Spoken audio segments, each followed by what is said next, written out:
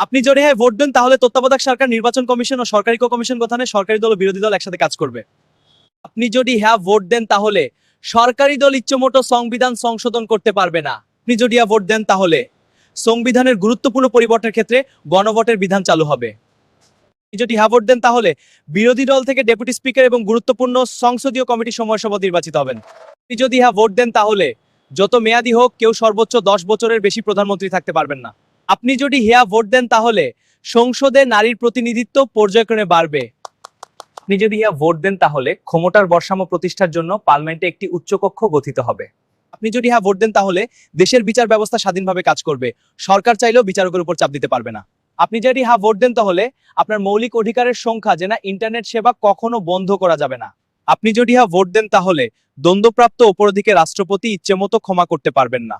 আপনি যদি হ্যাঁ ভোট দেন তাহলে রাষ্ট্রপতি ও প্রধানমন্ত্রীর ক্ষমতার মধ্যে ভারসাম্য থাকবে। আপনি যদি হ্যাঁ ভোট দেন তাহলে রাষ্ট্রভাষা বাংলার মর্যাদার পাশাপাশি অন্যান্য জাতিগোষ্ঠীর ভাষার ও সাংবিধানিক স্বীকৃতি হবে।